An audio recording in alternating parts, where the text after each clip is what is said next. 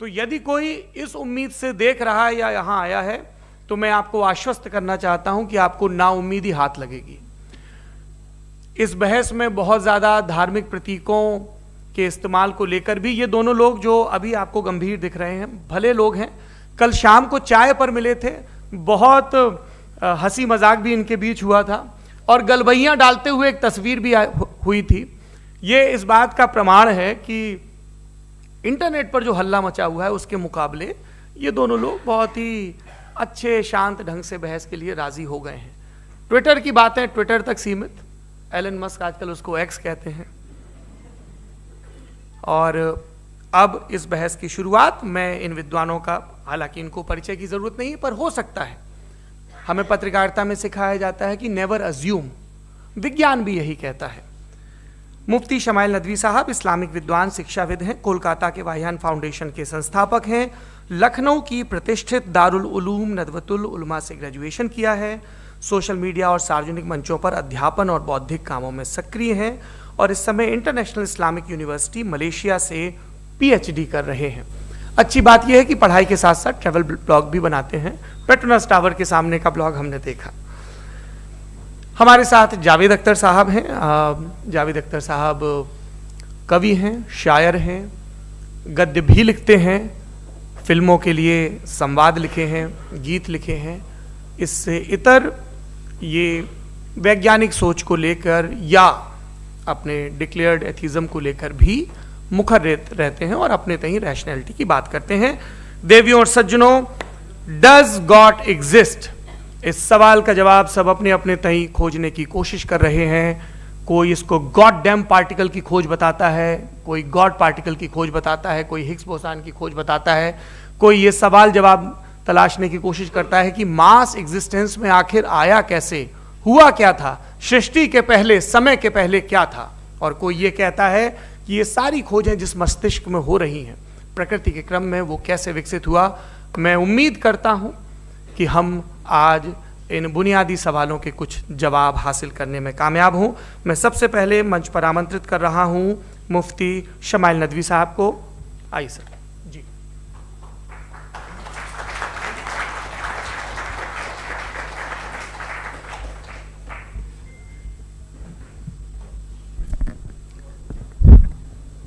एक आखिरी गुजारिश, बोलना शुरू करें आप लोग प्लीज अपने फोन फ्लाइट मोड पे या साइलेंट मोड पे रखें। एक बार चेक कर लें, कई बार बेध्यानी हो जाती है।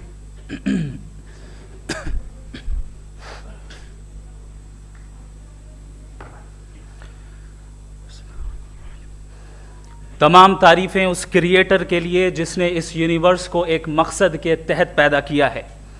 रिस्पेक्टेड जनाब जावेद अख्तर साहब, मिस्टर सौरभ द्विवेदी और respected audience, thank you all for being here today.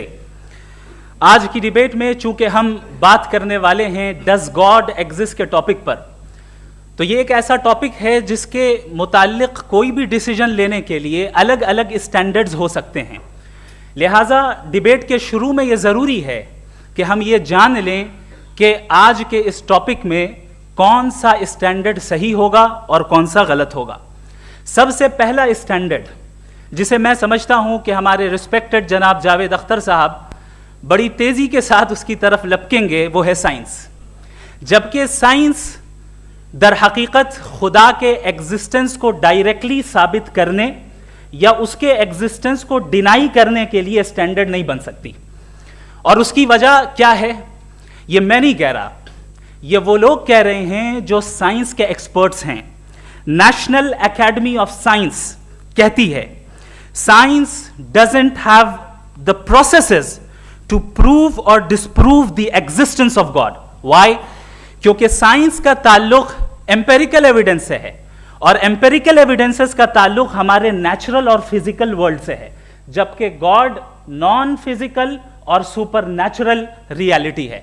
लिहाजा नॉन फिजिकल रियलिटी को आप उस टूल के साथ नहीं चेक कर सकते जिसका काम फिजिकल रियलिटी को तलाश करना है।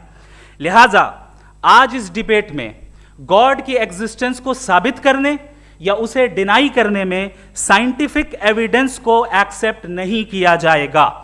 दूसरा स्टैंडर्ड हो सकता है रेविलेशन, कि रेविलेशन के जरिए हम ये साबित करें कि गॉड एग्जिस्ट करता है या नहीं, लेकिन ये स्टैंडर्ड भी आज इररेलेवेंट है। क्यों?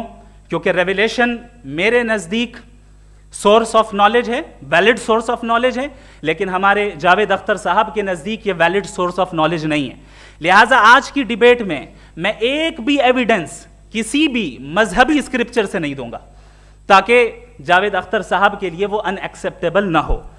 तीसरा जो मेयार हो सकता है वो है ऑब्जर्वेशन, कि भाई कोई कहे कि हमें खुदा दिखाओ, अगर है तो दिखाओ, या ये कि खुदा के एग्जिस्टेंस पर एम्पेरिकल एविडेंस दो, तो ये है दर हकीकत गलत टूल का इस्तेमाल करना। ये ऐसा ही है कि जावेद साहब मुझसे ये मुतालबा करें कि मुफ्ती साहब आप मेटल डिटेक्टर के जरिए प्लास्टिक डिटेक्ट करके दिखाएं।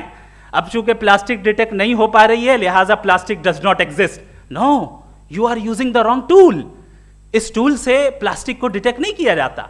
लिहाजा मैं समझता हूं कि गॉड के एग्जिस्टेंस पर एम्पेरिकल एविडेंस का मुतालबा करना एक बचकाना मुतालबा है, और हमारे रिस्पेक्टेड जनाब जावेद अख्तर साहब इस स्टेज से अब बहुत आगे निकल चुके हैं। अब बचता है एक ही स्टैंडर्ड, और वो स्टैंडर्ड है अक्ल, लॉजिक, रीजनिंग।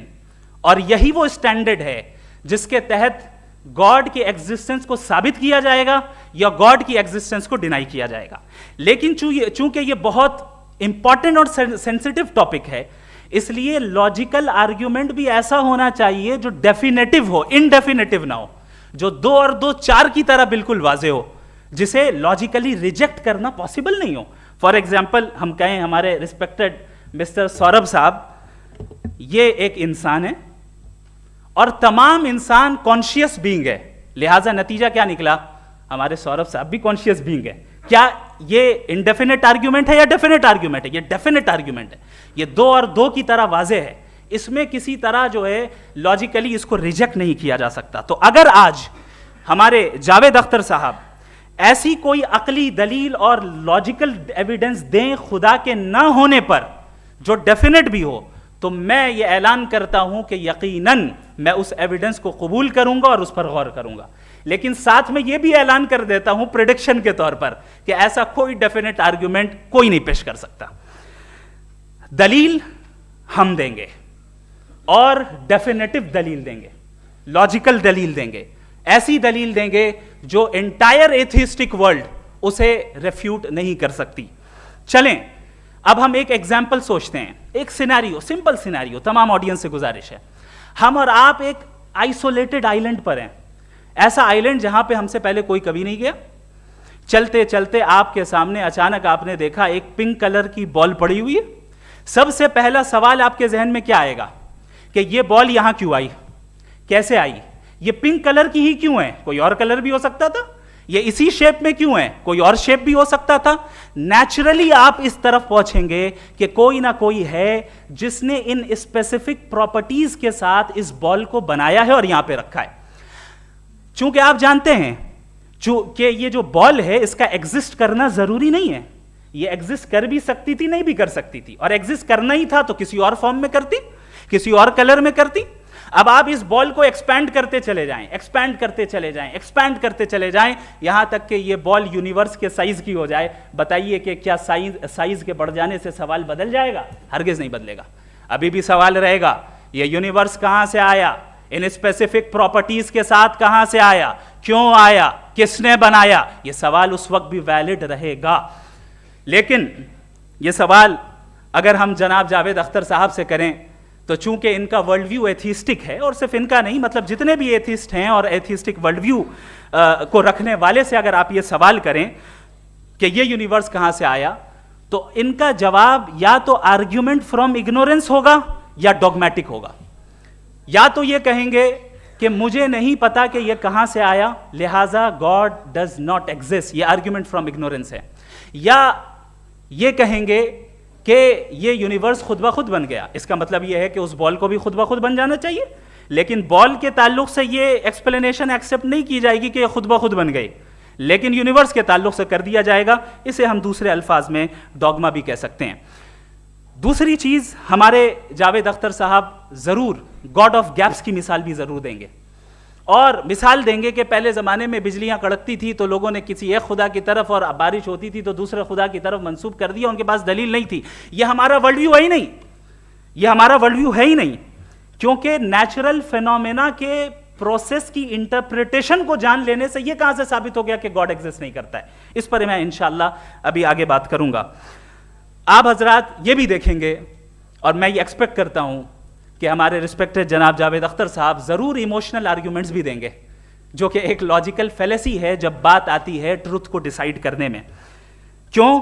मिसाल के तौर पर वो कहेंगे कि अगर गॉड है तो ईविल क्यों एग्जिस्ट करता है, जबकि मैं कहता हूं ईविल का एग्जिस्ट करना गॉड के एग्जिस्ट करने की दलील है, उसके खिलाफ नहीं है। चूंकि अगर गॉड है तो हम सब उसके सामने अकाउंटेबल हैं, और अगर हम अकाउंटेबल हैं तो अकाउंटेबिलिटी के लिए ईविल का मौजूद होना जरूरी है, उसके बगैर हम अकाउंटेबल नहीं हो सकते। और अगर हम अकाउंटेबल नहीं हैं तो हम जनाब जावेद अख्तर साहब से पूछेंगे कि आप बताएं कि फिर सफरिंग इस दुनिया में क्यों है? अगर खुदा नहीं है तो सफरिंग क्यों है? और उन लोगों के जज्बे का क्या जिनके अंदर सफरिंग के बाद इंतकाम लेने का जज्बा पाया जाता है और वो इस दुनिया से ऐसे ही चले गए, क्या उनकी सारी तकलीफें बेकार चली जाएंगी?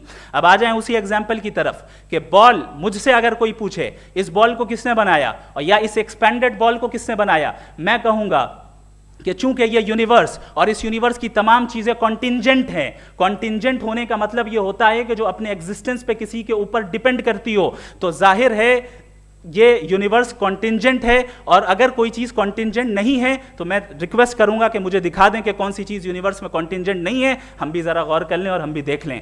और जब कॉन्टिंजेंट चीजें मौजूद हैं तो फिलोसोफर्स की इस्तिलाह के मुताबिक, हम उस टर्मिनोलॉजी के मुताबिक हम उस जगह तक पहुंचते हैं और उस हस्ती तक पहुंचते हैं जिसे नेसेसरी बीइंग कहा जाता है, कि ये वो नेसेसरी बीइंग है जिसका मौजूद ना होना नामुमकिन हो। क्योंकि अगर ये मौजूद ना हो तो सारी चीजें एग्जिस्टेंस में आएंगी ही नहीं, और ये सारी कॉन्टिंजेंट चीजें उसी के ऊपर डिपेंड करती हैं।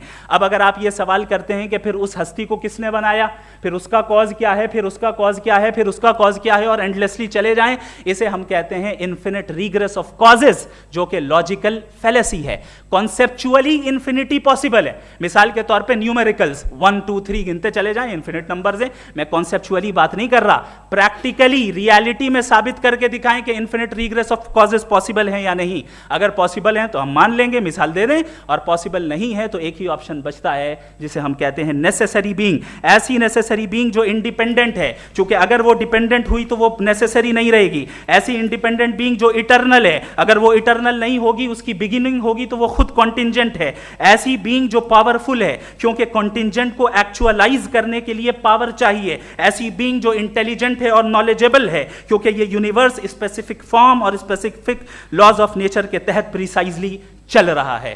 थैंक यू मुफ्ती साहब। मैं इन दलीलों के बाद जावेद अख्तर साहब से गुजारिश करूंगा, आप बैठ के बोलना चाहेंगे या बाहर? जी।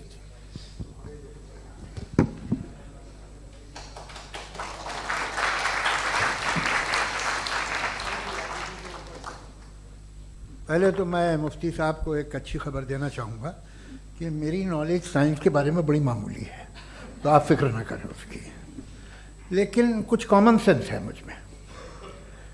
देखिए, ये खुदा का तस्वुर कोई नया तस्वुर नहीं है, ये सदियों से रहा है।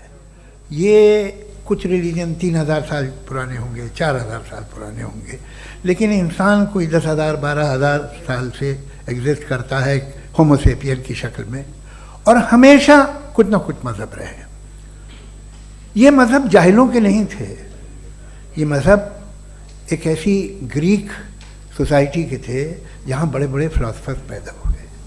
ये मज़हब इजिप्शियंस के थे जिन्होंने पिरामिड्स बनाए थे। ये रोमन्स के थे कि जिनका आर्किटेक्चर और सेनेट यानी पहली बुनियाद डेमोक्रेसी की, लिमिटेड थी मगर डेमोक्रेसी थी, ये उन लोगों ने किए थे।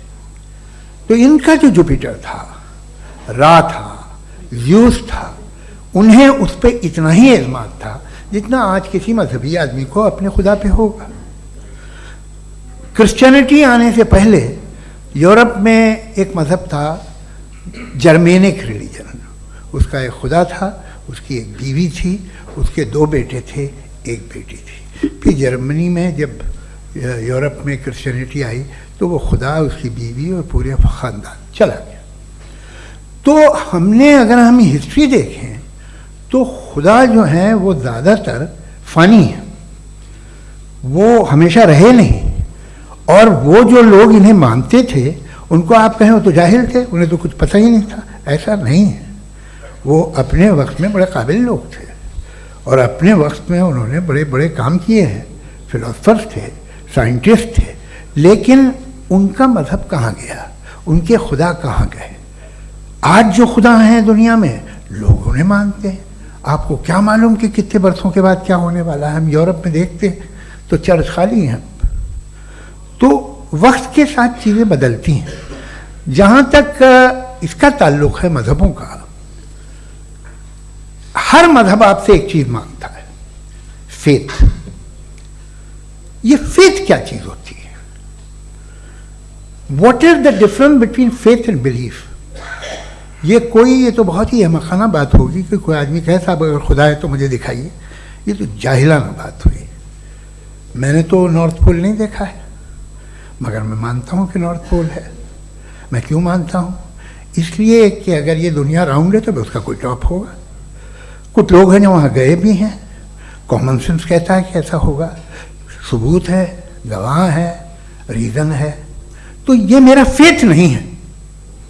तो फेथ में और बिलीफ में डिफरेंस क्या है? जो मजहब मांगता है आपसे, हर मजहब फेथ मांगता है। फेथ का मतलब ये है कि ना कोई गवाह हो, ना कोई सबूत हो, ना कोई रैशनल हो, ना कोई लॉजिक हो, ना कोई प्रूफ हो, मगर तुम एक बात को मानो। ये है फेथ। वरना बिलीफ होता। अगर इसमें कुछ भी सबूत होते, गवाह होते, तो फिर इसे आप बिलीफ कहते। जैसे मेरा बिलीफ है कि नॉर्थ पोल है, मेरा फेथ थोड़ी है। फेथ इन तमाम शर्तों को रद्द करता है। तो फिर स्टुपिडिटी क्या है? अगर मैं एक बात ऐसी मानूं जिसकी ना कोई लॉजिक है, ना कोई रैशनल है, ना कोई प्रूफ है, ना कोई गवाह है, ना कोई सबूत है, और मैं उसे मानूं, तो ये स्टुपिडिटी हुई। इसे ही भाई कल को मैं यकीन कर लूं कि एलॉन मस्क जो है मेरा भाई है, तो मुझे इंतहाई खुशी होगी, सुकून भी बहुत मिलेगा मुझे।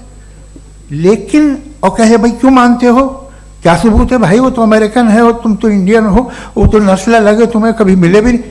साहब देखिए मेरा फेथ है, इस पर बात न किया। फेथ का मतलब ही यह है कि आप प्रूव नहीं कर सकते।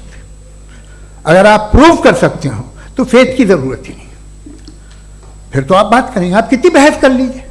अल्टीमेटली दुनिया का हर मजहब फेथ पे टिका है, और फेथ का मतलब है एक ऐसा यकीन जिसका कोई सबूत, कोई गवाह, कोई रैशनल नहीं।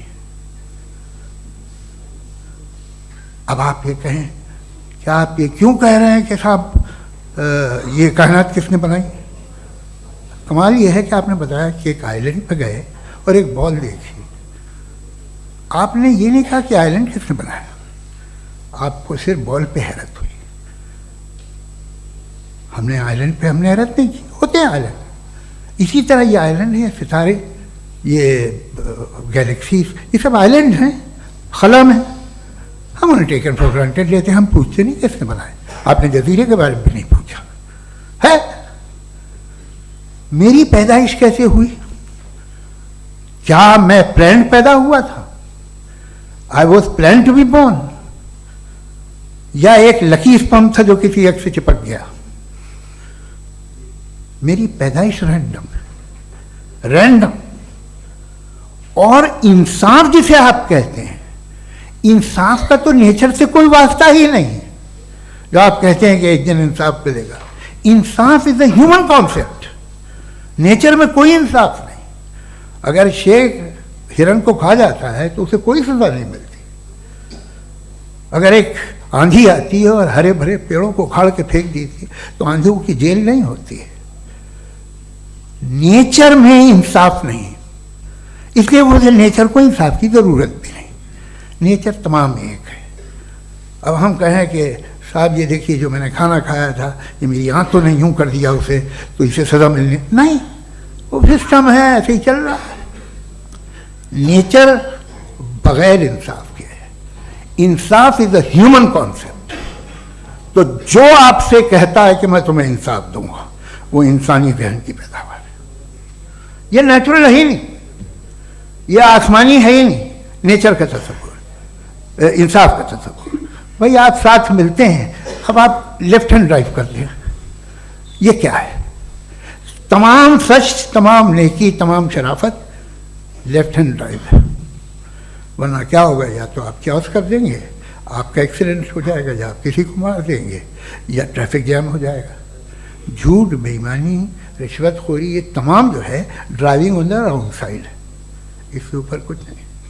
ये तो हमने बनाया, जैसे हमने लेफ्ट हैंड ड्राइव बनाई है। ये कॉन्सेप्ट ऑफ इंसाफ जो है ये हमारा है, इसका नेचर से कोई वास्ता नहीं। शेर खा जाता है हिरन को, उसे जेल होती है क्या? कुछ भी नहीं, है ही नहीं।